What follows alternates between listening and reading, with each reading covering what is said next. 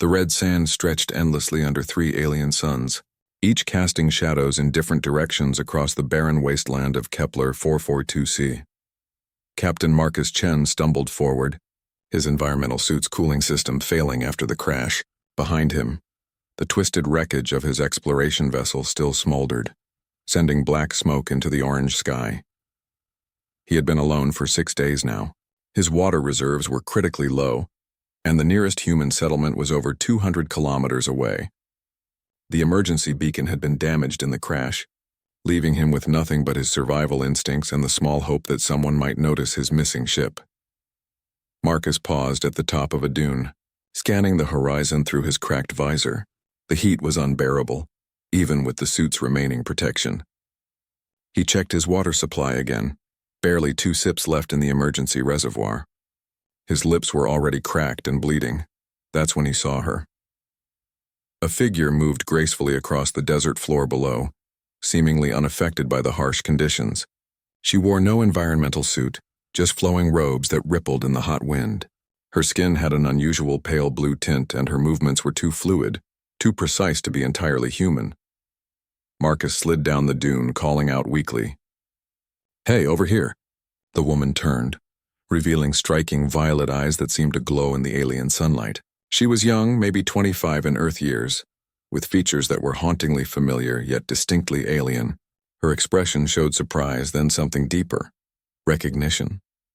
"Human," she said in perfect English, though her voice carried strange harmonics. "You are far from your kind." Marcus nodded, breathing heavily. "Ship crashed. I've been walking for days. Do you know where I can find water?" She studied him carefully, her violet eyes scanning his face with an intensity that made him uncomfortable. There was something in her gaze, pain, longing, and a sadness that seemed ancient. "Water is precious here," she said softly. "The nearest oasis is 3 days' journey, and you would not survive one." Marcus felt his heart sink. He had hoped this strange woman might know of closer sources, but her words confirmed his fears. He was going to die out here in this alien desert. "Then I guess this is where my story ends," he said, trying to keep the despair from his voice. He had always known that deep space exploration carried risks, but he had never imagined dying alone on a hostile world, so far from Earth and everyone he cared about. The woman continued to watch him, her expression unreadable. "You would share your last water with a stranger," she said. It wasn't a question. Marcus looked down at his nearly empty water container, then back at her pale face. Something about her reminded him of someone important, though he couldn't place who. Maybe it was the eyes, or the way she held herself with quiet dignity despite the harsh surroundings. "Yes," he said without hesitation. "If you needed it more than me." She stepped closer, and he could see that her skin wasn't just pale blue. It had a subtle luminescent quality, as if lit from within. Her hair was long and silver, moving in the wind like liquid mercury. "Why?" she asked. Marcus thought about it, surprised by the question. "Because that's what humans do. We help each other, even when it costs us everything, even when we don't know if it will matter." The woman's eyes widened slightly, and for a moment her carefully controlled expression cracked. Marcus saw a flash of deep emotion, surprise, admiration, and something that looked almost like pride. "Tell me about Earth," she said suddenly. Despite his exhaustion and thirst, Marcus found himself smiling. "It's blue and green with one yellow sun and silver moon. The oceans are vast and deep, full of life. We have forests where the trees grow so tall they seem to touch the sky, and cities with millions of people living and working together." "And your family?" The question hit him like a physical blow. Marcus had tried not to think about the people he had left behind. It made the possibility of never seeing them again too real, too painful. "I had a daughter once," he said quietly. "Lost her when she was just a baby. Her mother and we weren't together anymore. I never even got to hold her." The woman went very still, her luminescent skin seeming to brighten slightly. "What was her name?" she whispered. "Lyra," Marcus said, the name feeling strange on his lips after so many years of not saying it. "I named her after the constellation. Her mother took her away before I could be the father I wanted to be." The woman closed her eyes, and when she opened them again, they were filled with tears that seemed to shimmer like liquid starlight. The constellation that points the way home, she said softly. Marcus nodded, surprised that she knew the reference. Yes. I always hoped that someday she might find her way back to me or I to her. They stood in silence for a moment, the wind howling around them.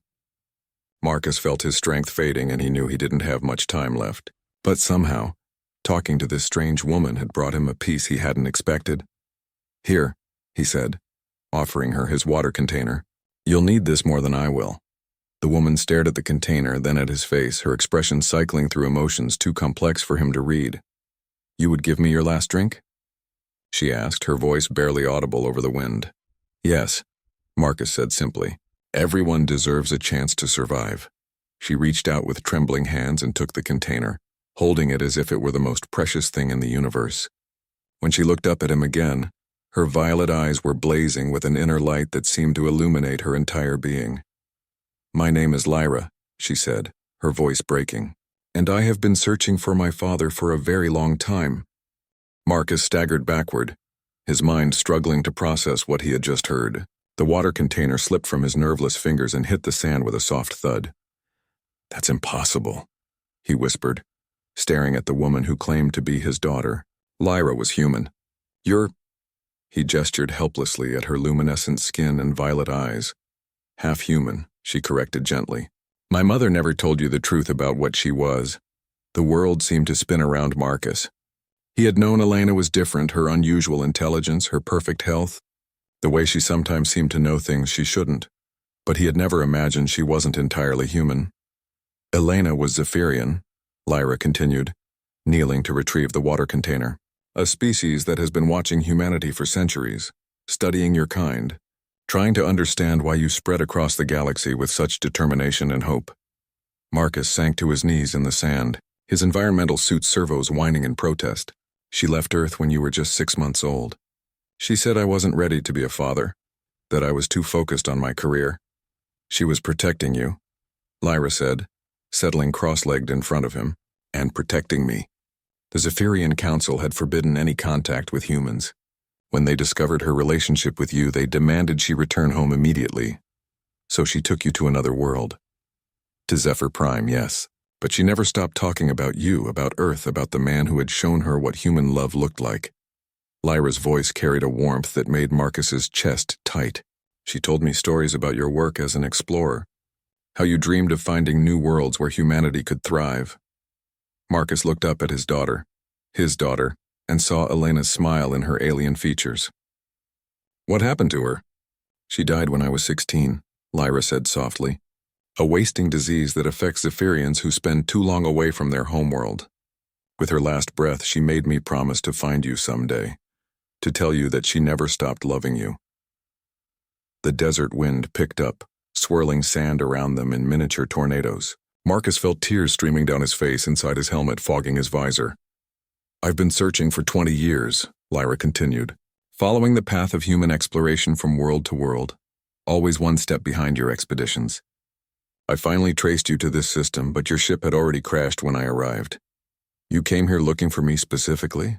Lyra nodded. I have been tracking your career through official records and news reports. Captain Marcus Chen, leader of the Deep Space Exploration Initiative, the man who discovered 3 habitable worlds and established the first permanent human settlement beyond the Sol system. Marcus laughed bitterly. And now I'm going to die on a barren wasteland, having failed my last mission. No, Lyra said firmly. You're going to live, and you're going to see the completion of humanity's greatest achievement. She stood and began walking toward the nearest rock formation, gesturing for him to follow. Marcus struggled to his feet, his legs weak from dehydration and shock. What are you talking about? This planet isn't as barren as it appears, Lyra explained, leading him to what looked like solid rock. She placed her glowing hand against the surface and ancient symbols appeared, pulsing with soft blue light. Kepler 442c was once home to an advanced civilization. They left behind technology that could transform this world into a paradise. The rock face shimmered and dissolved, revealing a hidden entrance leading into the planet's depths. Cool. Moisture-rich air flowed out, carrying scents of growing things. The Zephyrians have known about this place for generations, Lyra said, but we were forbidden from sharing the knowledge with younger species. The council believed humanity wasn't ready for such power. Marcus followed her into the tunnel, amazed by the carved walls covered in flowing script and intricate artwork. Bioluminescent plants provided gentle lighting, and he could hear the sound of running water somewhere ahead. But you disagree with the council? I've studied human history, watched your species overcome impossible challenges through cooperation and determination. When others would have given up, humans find a way forward. When faced with extinction, you adapt and survive. Lyra paused at a junction in the tunnel. That's why my mother fell in love with you. She saw something in humanity that even her own people couldn't understand. They emerged into a vast underground cavern filled with impossible beauty. Crystal formations grew from floor to ceiling, their surfaces covered with the same glowing symbols they had seen at the entrance. Streams of clean water flowed through channels carved into the rock, feeding pools where strange but beautiful fish swam. Gardens of alien plants provided food and oxygen, their leaves rustling in a gentle breeze that seemed to come from nowhere. This is a terraforming station, Lyra explained, leading him to a pool where he could refill his water reserves. The original inhabitants built dozens of them across the planet before they transcended to a higher plane of existence. With the right knowledge, this technology could transform Kepler 442c into a garden world capable of supporting billions of humans. Marcus knelt by the pool and removed his helmet, breathing deeply of the sweet air. The water was the cleanest, most refreshing thing he had ever tasted. "Why are you showing me this?" he asked. "If your people forbid contact with humans..." "Because I'm half human," Lyra said simply. "And because I believe the time has come for our species to work together. Humanity needs new worlds to survive and grow. The Zephyrians need the human spirit. Your curiosity, your determination, your willingness to help others even at great cost to yourselves." She knelt beside him, her violet eyes reflecting the crystal light. "In the desert, you offered me your last drink without knowing who I was. That is the essence of humanity, the thing that makes your species worthy of the stars." Marcus reached out tentatively and touched his daughter's face, marveling at the warmth of her luminescent skin. "I've missed so much of your life." "We have time now," Lyra said, covering his hand with hers. "And we have work to do.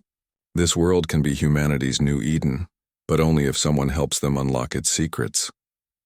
"The council will be angry," Lyra smiled, and Marcus saw his own stubborn determination reflected in her expression. "Let them be angry. Sometimes the greatest acts of love require the greatest acts of rebellion." 3 days later, Marcus stood in the command center of the underground complex, watching in amazement as Lyra interfaced with technology that was older than human civilization. Her hands moved across crystalline control surfaces that responded to her touch with cascades of light and music. "The terraforming network is vast," she explained, her eyes glowing brighter as data flowed directly into her consciousness. Hundreds of stations spread across the planet's surface, all connected through quantum entanglement fields. They were designed to work in harmony, reshaping atmosphere, climate, and geology over the course of centuries. Marcus studied the holographic displays showing Kepler 442c as it had been millions of years ago. A lush world of rolling green hills, deep blue oceans, and cities that seemed to grow from the landscape itself. What happened to them? The original inhabitants? "They evolved beyond physical existence," Lyra said, her voice carrying harmonics from the ancient machines. "But they left all of this for whoever might come after, a gift to younger species who would need worlds to call home." The main display shifted, showing the current state of the planet: barren, hostile, seemingly lifeless.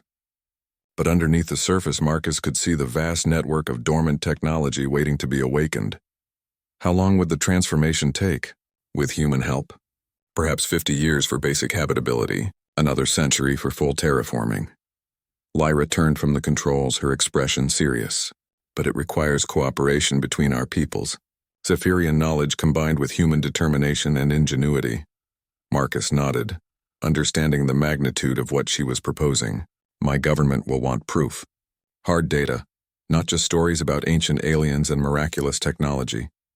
Then we'll give them proof." Lyra led him to another section of the complex, where smaller terraforming devices could be activated for demonstration purposes. She placed her hands on a control cluster, and the chamber filled with soft music as the machines came online. "Watch," she said. Marcus felt the air change around them. Moisture levels increased, temperature stabilized, and the very atmosphere seemed to become more conducive to human life. Through a transparent wall, he could see a small patch of desert being transformed in real time. Sand shifted and reorganized, revealing rich soil underneath.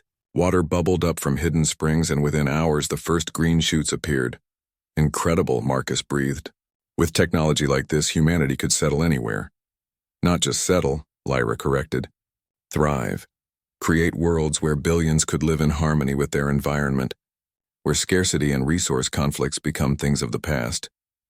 They spent the next week documenting everything, recording detailed scans of the technology, mapping the global terraforming network, and gathering samples of the transformed soil and water. Marcus sent carefully coded messages to Earth, requesting immediate contact with the Colonial Development Authority. But on the 8th day, uninvited guests arrived. Marcus was analyzing soil samples when alarms began echoing through the complex. Lyra rushed to the command center, her face pale with concern. Zephyrian ships, she said, pointing to the display showing 3 elegant vessels descending through the atmosphere. The Council has found us. Will they try to stop us? They'll try to stop me, Lyra said grimly. The punishment for sharing restricted technology with humans is exile or worse. Marcus felt a surge of protective anger. He had just found his daughter after 20 years. He wasn't about to lose her to alien politics. Can we hide the evidence? Too late. They're already scanning the complex. Lyra turned to face him, her violet eyes filled with determination. Marcus, you need to get to the surface and contact your people. Tell them what we've discovered here. I'm not leaving without you. You have to. If the Council captures both of us, this knowledge dies with us. Humanity will never know what they could have achieved. The sound of approaching aircraft filled the chamber. Marcus grabbed his equipment and headed for the surface tunnels, but Lyra caught his arm. There's something else you need to know, she said urgently. The Zephyrians aren't the only ones watching humanity. There are other species out there, some friendly, some hostile. Earth needs to be prepared. Prepared for what? First contact. True first contact. Not just meetings with individual explorers. Your species is about to take its place among the galactic community, and not everyone will welcome you. Marcus felt a chill that had nothing to do with the underground air. How long do we have? Maybe a decade, maybe less. Humanity's expansion into space has attracted attention. Some see you as potential allies, others as competitors for resources and territory. The aircraft sounds were getting closer. Marcus could hear voices speaking in a language that sounded like music mixed with mathematics. What can we do? Use this technology, Lyra said, gesturing to the terraforming equipment around them. Build strong colonies on dozens of worlds. Show the galaxy that humanity doesn't just survive. You help others survive too. She pressed a small crystal device into his hands. This contains complete technical specifications for human-compatible terraforming technology. Everything your scientists need to understand and replicate what we've shown you here. Marcus pocketed the device and pulled his daughter into a fierce hug. I won't let them punish you for helping us. You can't stop them, Lyra said softly. But you can make sure my choice matters. Take this knowledge back to Earth, build the garden worlds. Show the galaxy what humans can achieve when they're given the tools to succeed. The entrance to the complex began to glow as Zephyrian energy weapons cut through the ancient seals. Marcus could see tall, elegant figures in flowing robes moving through the tunnels toward them. Go, Lyra urged, pushing him toward a hidden escape route. Remember what I told you about the desert. Sometimes the greatest acts of love require the greatest acts of rebellion. Marcus ran through winding passages as the sounds of confrontation echoed behind him. He emerged onto the planet's surface just as the first Zephyrian patrol found the command center. Through his suit's sensors, he could hear Lyra speaking calmly to her captors, explaining her actions without apology or regret. As he activated his emergency beacon and called for immediate pickup, Marcus made a silent promise to his daughter. He would return to Earth with proof of what they had discovered. He would convince the authorities to mount a proper expedition to Kepler 442c. And somehow, someday, he would find a way to free Lyra from whatever punishment the Council imposed. The garden worlds would be built. Humanity would take its place among the stars. And the galaxy would learn what Marcus had always known, that humans never abandoned their own, especially family. 2 years had passed since Marcus returned to Earth with evidence that would change humanity's future forever. The crystal device Lyra had given him contained terraforming technology so advanced that human scientists were still struggling to fully understand it. But they had made enough progress to begin the first test deployment. Marcus stood on the observation deck of the research station orbiting Kepler 442c, watching as automated probes descended to the planet's surface.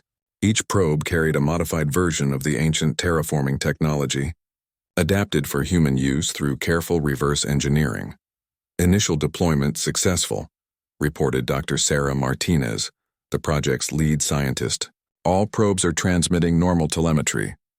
Through the station's powerful telescopes, Marcus could see the probes activating across the planet's surface. Bright flashes of light marked each activation point, and within hours, the first signs of change were visible from orbit. Atmospheric readings began shifting, and thermal sensors detected the warming effects of the terraforming network coming online. "How long until we see significant results?" asked Admiral Torres, the military representative overseeing the project. "Conservative estimates suggest basic habitability within 5 years," Dr. Martinez replied. "But if the technology performs as well as our models predict, we could have a garden world in 2 decades. Marcus felt a mixture of pride and sadness.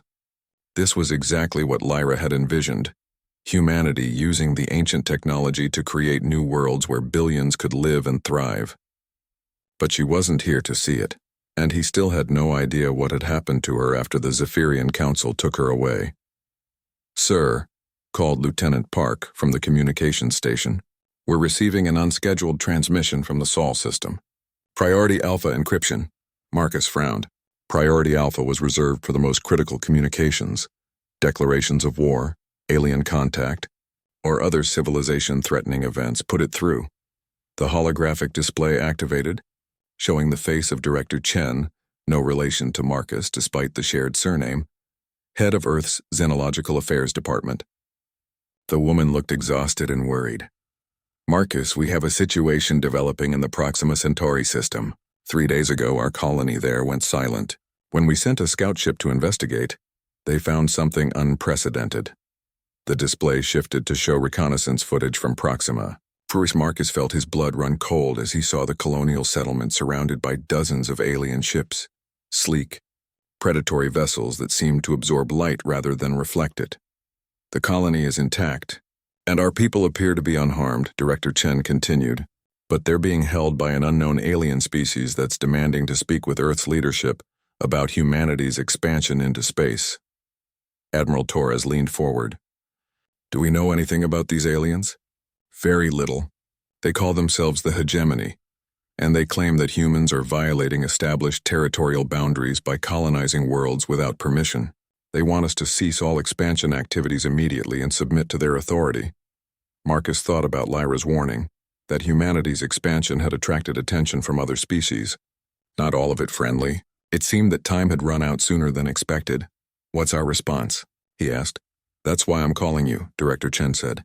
"You're the only human who's had significant contact with advanced alien technology. We need your expertise to help us understand what we're dealing with."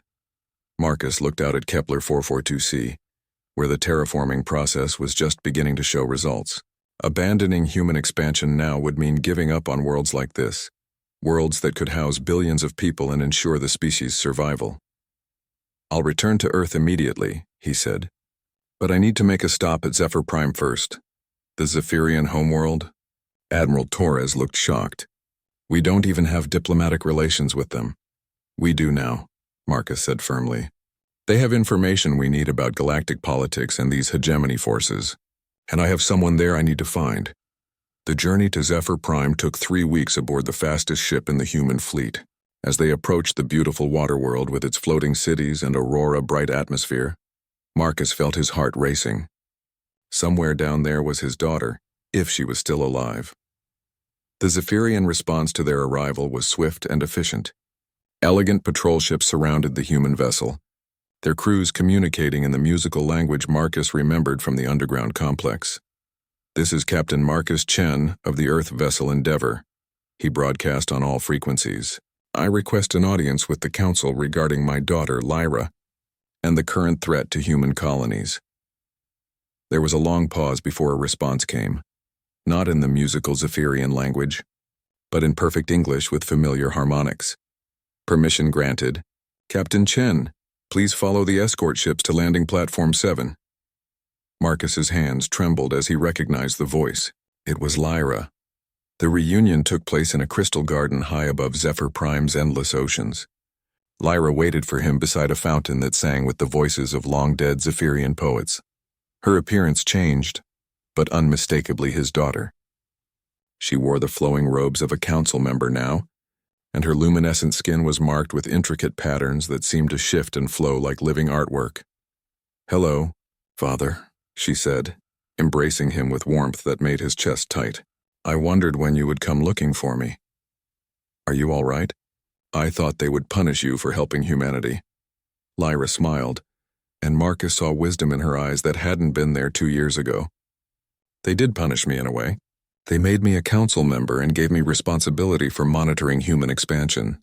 They decided that if I was going to interfere with their policies, I might as well do it officially. And now humanity needs help," Marcus said, explaining the situation at Proxima Centauri. Lyra's expression grew serious as she listened. When he finished, she nodded grimly. "The hegemony," she said. "We've been expecting this. They're an alliance of older species who fear younger races like humanity. They see your rapid expansion and technological advancement as a threat to the established order. Can we negotiate with them? Not in the way humans usually negotiate. The hegemony respects only strength and established authority. They'll demand that humanity submit to their oversight and accept severe limitations on your expansion." Marcus felt despair creeping into his heart. "Then what choice do we have?" "We give them a demonstration," Lyra said, her violet eyes sparkling with determination. "We show them that humanity isn't just another young species scrambling for resources. We show them that humans are the galaxy's gardeners, the species that makes worlds bloom." She gestured toward the sky, where the lights of Kepler 442c were visible as a distant star. "Your terraforming project is about to provide us with the perfect opportunity. When the hegemony sees what humans can accomplish with the right tools and knowledge, they'll realize that your expansion isn't a threat. It's a gift to the entire galaxy." The diplomatic meeting took place in neutral space, aboard a massive space station that had been built by a coalition of species specifically for interstellar negotiations.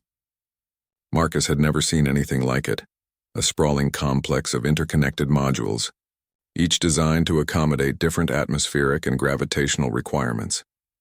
He walked through corridors filled with beings he couldn't have imagined in his wildest dreams. Crystalline entities that communicated through shifts in their prismatic bodies. Gaseous beings contained in sophisticated environmental suits.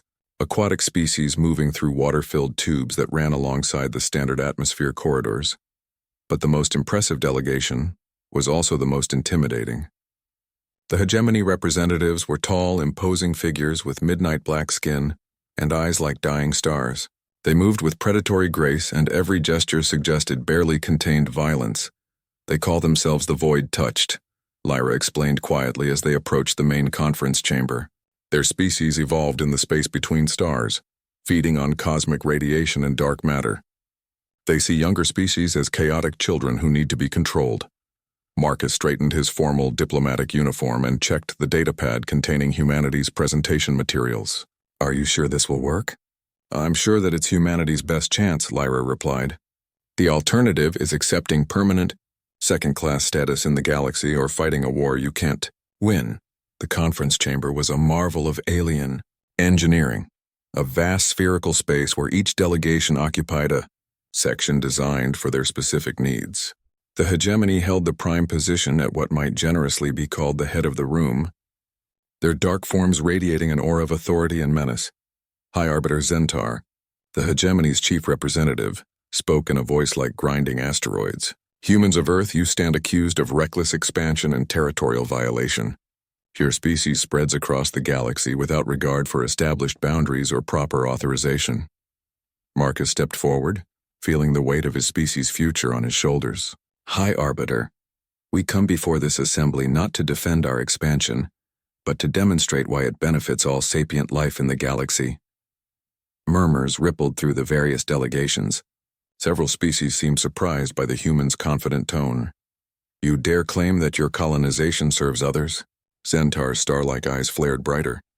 You consume resources, occupy worlds, and spread your chaotic influence wherever you go. We transform worlds, Marcus corrected. We take barren rocks and hostile environments and turn them into gardens that can support multiple species. He activated his presentation, and the chamber filled with holographic images from Kepler 442c. The assembled delegates watched in silence as the display showed the planet's transformation over the past 2 years, from barren wasteland to emerging paradise. This world was a dead system when we arrived, Marcus explained. 3 suns, no atmosphere worth mentioning, surface temperatures that would kill most known life forms. But with the help of our Zephyrian allies, we've begun transforming it into something extraordinary. The display shifted to show current conditions on Kepler 442c.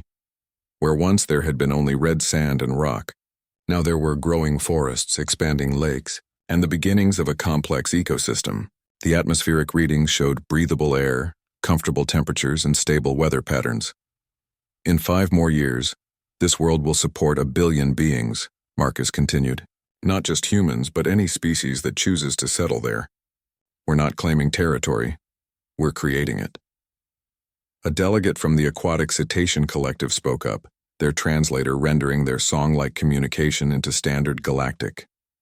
The transformation is impressive, but surely this was accomplished through exploitation of the planet's existing resources. Actually, quite the opposite, Lyra said, stepping forward. As a council member of Zephyr Prime, she had the right to address the assembly. The terraforming technology creates resources rather than consuming them. Water is generated from atmospheric manipulation. Soil is built through molecular restructuring, and the ecosystem is designed to be completely self-sustaining. High Arbiter Xentar leaned forward, his massive form casting shadows across the chamber. And what prevents humans from using this technology as a weapon? Atmospheric manipulation could destroy worlds as easily as create them. Marcus had expected this question. Because that's not who we are, he said simply. In the desert where I first met my daughter, I offered her my last drink without knowing who she was. That's what humans do. We help others survive even when it costs us everything. Pretty words, Xentar growled, but words are wind. The hegemony requires proof of intent, not promises. Then you'll have it, Marcus said. He activated another section of his presentation, showing architectural plans and technical specifications. We're proposing the creation of 10 garden worlds over the next decade. Not human colonies, but neutral territories administered by a coalition of species and open to settlement by anyone. The chamber erupted in surprised chatter. Several delegates were already accessing the technical data, their various appendages moving rapidly as they absorbed the information.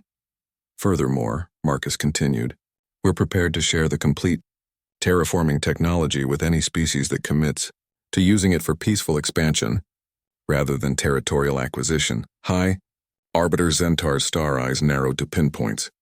You would give away technology that could make your species the dominant force in the galaxy? Dominance isn't our goal, Marcus said. Survival is. Our goal is ensuring that sapient life thrives throughout the galaxy, regardless of species. We believe there's room for everyone among the stars. Lyra stepped forward again, her luminescent skin brightening as she addressed the assembly. The Zephyrian Council has studied human behavior for over 2 centuries. We have observed their expansion patterns, their treatment of other species, and their response to conflict and cooperation. In every case, humans have demonstrated a fundamental commitment to mutual aid and collective survival. She gestured to Marcus.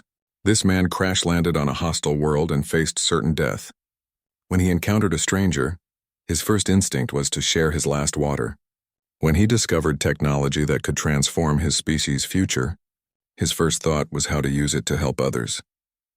The High Arbiter was silent for a long moment, his attention focused on the continuing display of images from Kepler 442. Marcus could see vast herds of alien animals that had been introduced to the planet, thriving in the new ecosystem alongside Earth species. Cities were beginning to rise, not the sprawling human metropolises of Earth, but carefully designed settlements that worked in harmony with the transformed environment. The hegemony will consider your proposal, Xentar said finally, but we require a demonstration. Choose one barren world in contested space and transform it according to your promises. If you succeed in creating a truly neutral territory open to all species, the hegemony will reconsider our position on human expansion. Marcus felt his heart racing. And if we fail? Then humanity accepts permanent restrictions on your expansion and submits to hegemony oversight in all colonial activities. The stakes couldn't be higher. Failure would mean the end of human dreams of spreading among the stars. Success would establish humanity as a major player in galactic politics and open up unlimited possibilities for expansion. We accept, Marcus said without hesitation, as the assembly broke up into smaller groups to discuss the implications of the human proposal. Lyra approached her father with a mixture of pride and concern. That was either very brave or very foolish, she said quietly. Maybe both, Marcus admitted, but it's what humans do. When faced with impossible odds, we find a way to turn the game in our favor. And if the transformation fails?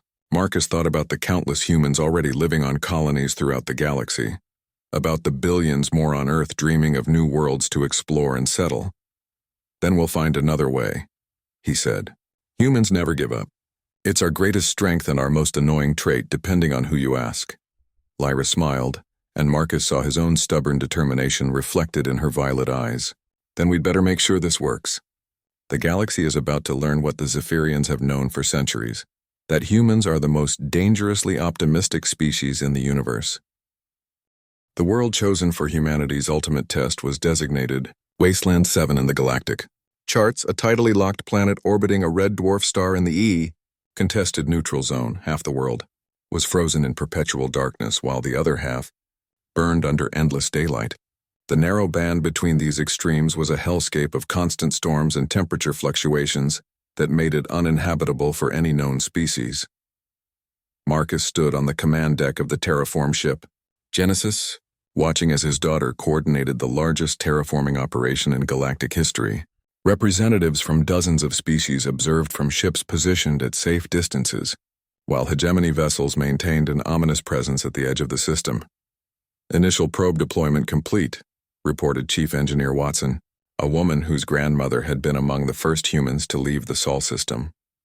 All terraforming stations are online and responding to commands. Through the massive viewports, Marcus could see the transformation beginning. Enormous atmospheric processors descended through the planet's chaotic weather patterns, their shields glowing as they deflected lightning and debris.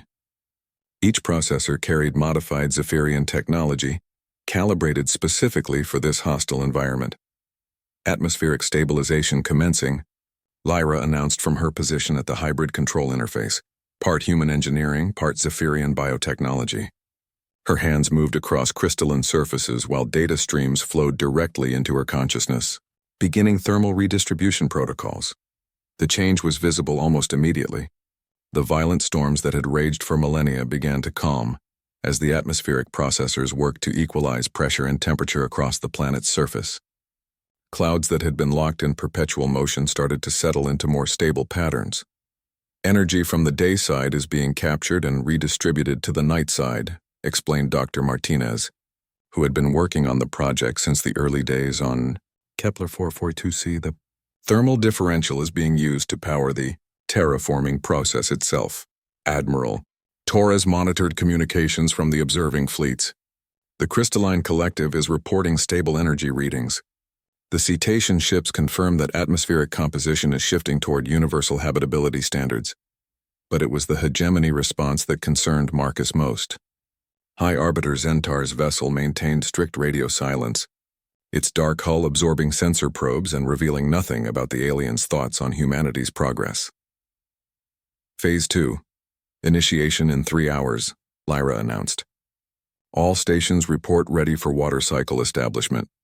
The second phase was the most critical and dangerous part of the process. Using technology that Marcus still barely understood, they would need to create a stable water cycle on a world that had never known liquid water on its surface. The margin for error was essentially zero. Too little water and the ecosystem would never develop. Too much and the entire project would drown in a global flood. Initiating water generation protocols, Lyra said as her eyes began to glow brighter with data flow. Beginning atmospheric seeding. Marcus watched in amazement as clouds began forming in the planet's newly stabilized atmosphere. Not the chaotic storm systems that had existed before, but proper weather patterns that would bring life-giving rain to the surface. First precipitation detected in the temperate zone, Dr. Martinez reported. pH levels optimal, mineral content within acceptable parameters. Soil generation commencing, Engineer Watson added. Molecular assemblers are breaking down surface rock and converting it to fertile growing medium. The transformation accelerated as each system came online and began reinforcing the others. Rain fell on newly created soil. Rivers began carving channels across the formerly barren landscape, and the first signs of plant life appeared as automated seeders released specially designed organisms into the environment. Remarkable, came a transmission from the observing fleet. It was Ambassador Cetacean Song of Deep Waters, representing the aquatic collective.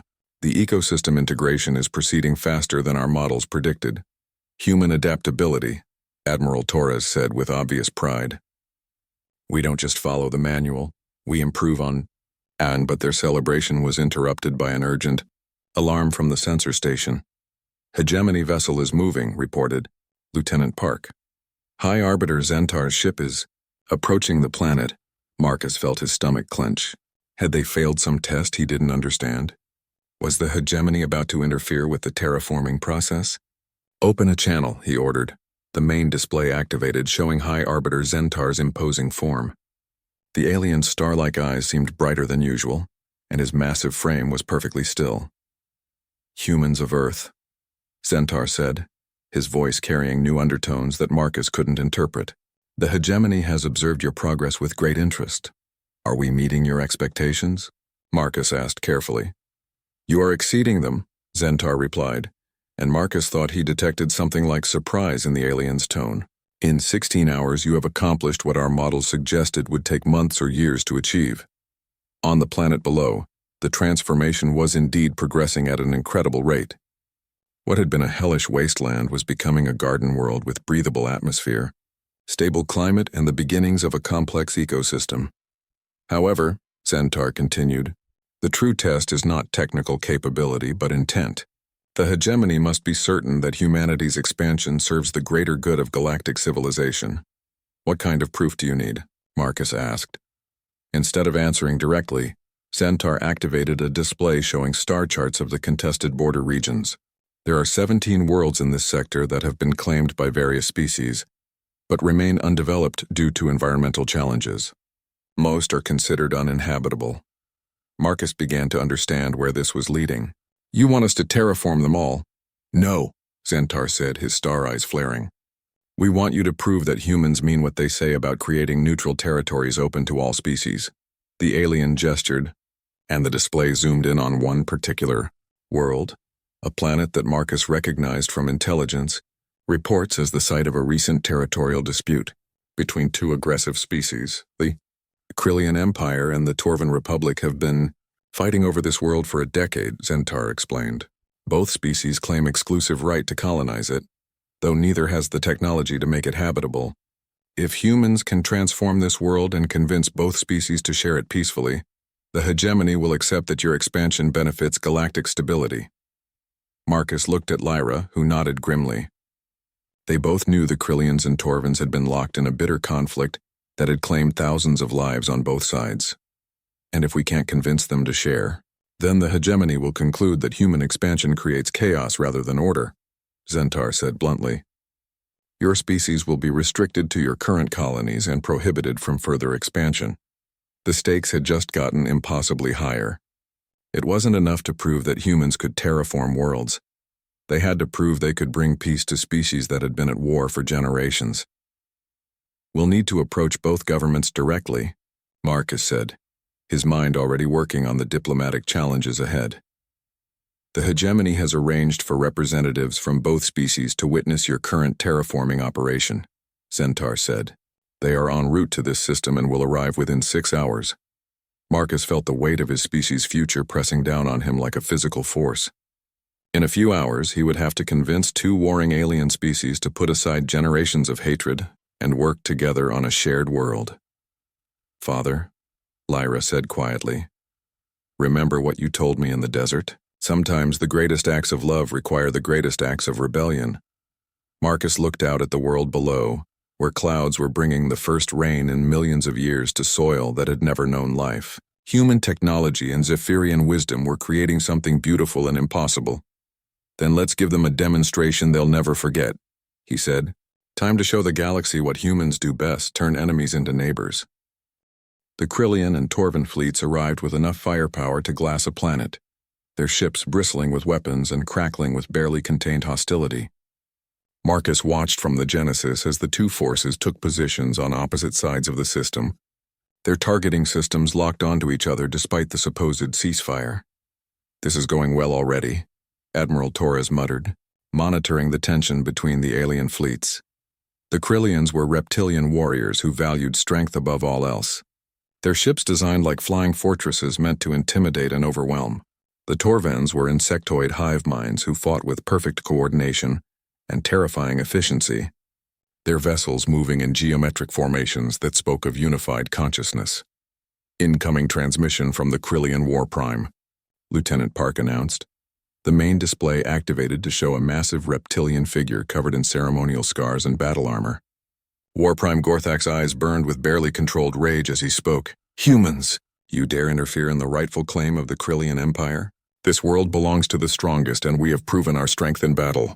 Before Marcus could respond, another transmission cut in, this one from the Torvan Collective. The speaker was a graceful insectoid being whose multifaceted eyes reflected the light in mesmerizing patterns.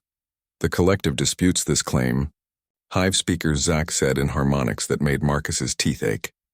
"Torvan science has determined optimal development patterns for this world. Krillian methods would result in environmental devastation. Your science is worthless without the will to fight for it." Gorthak snarled. "Your fighting has accomplished nothing but destruction for 10 years, Zach replied coolly. Marcus activated the general communication channel, broadcasting to both fleets simultaneously. "War Prime Gorthak, Hive Speaker Zach, I invite you both to observe what we've accomplished here in less than 24 hours. He gestured to Lyra, who activated the planetary displays. The transformation of Wasteland 7 was now dramatically visible from orbit. What had been a hellish world of storms and extremes was becoming a garden paradise. Vast forests stretched across continents. Rivers carried fresh water to growing cities, and the aurora-like glow of atmospheric processors painted the sky in beautiful colors. "Impressive," Gorthak admitted grudgingly, "but this proves nothing. Any species can remake a dead world given enough technology. The question is whether you can remake it in a way that serves both our peoples," Zizak added. "The Collective requires optimal resource distribution and environmental balance." Marcus took a deep breath. This was the moment that would determine humanity's future among the stars. "I propose a different approach," he said. "Instead of fighting over one contested world, what if we created two worlds?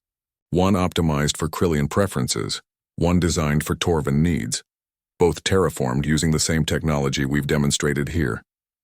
Both alien leaders went silent, their expressions unreadable. "Explain," Gorthak said finally. "The neutral zone contains dozens of uninhabitable worlds," Marcus continued. "With terraforming technology, any of them could be made suitable for settlement. Instead of fighting over territory, we create new territory. And what do humans gain from this arrangement?" Zach asked, her multifaceted eyes glittering with suspicion. "Partnership," Marcus said simply. "The Krillians are renowned warriors with unmatched defensive capabilities. The Torvans are master scientists and engineers. Humanity offers terraforming technology and diplomatic expertise. Together, we could transform this entire sector of space into a thriving region that benefits everyone." Lyra stepped forward, her luminescent skin brightening as she addressed both leaders.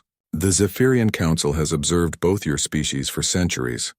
Krillians value honor and strength, qualities that are essential for protecting developing colonies from hostile forces. Torvans prize knowledge and efficiency, traits crucial for maintaining stable ecosystems and technological advancement." "You speak of cooperation as if it were simple," Gorthak growled.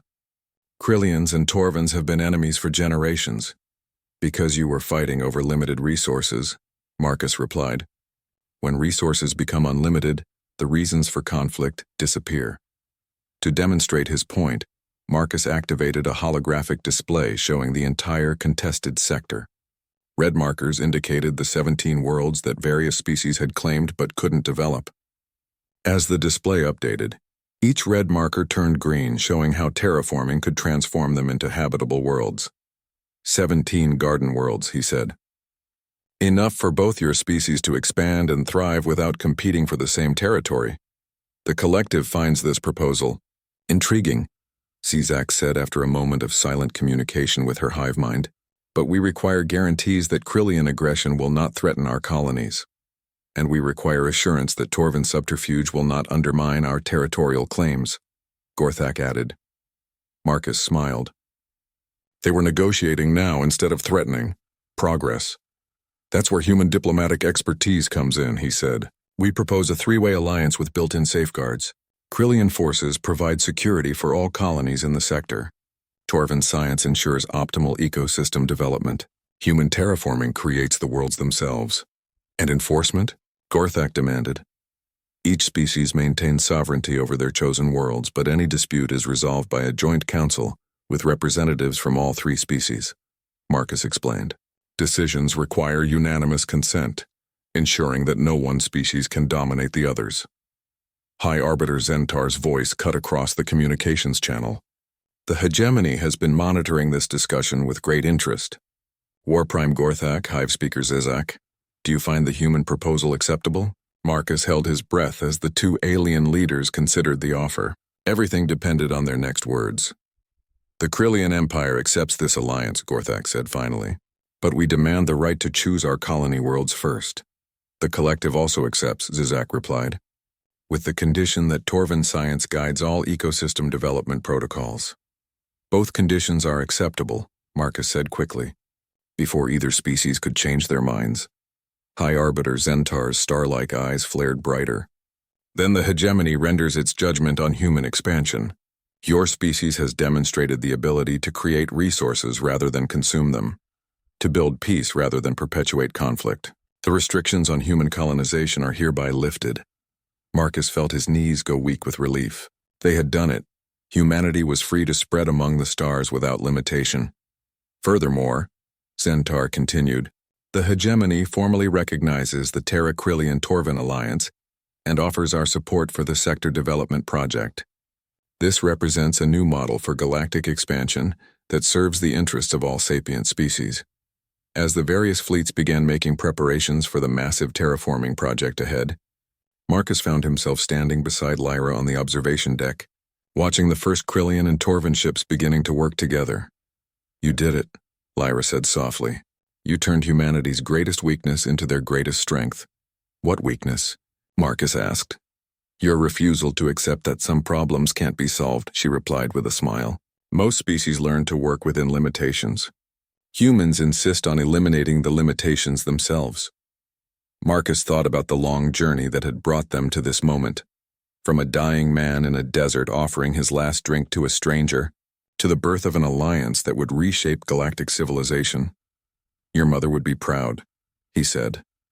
She knew this would happen, Lyra replied. Elena always said that humans were the galaxy's gardeners, the species that would teach everyone else how to turn empty space into gardens full of life.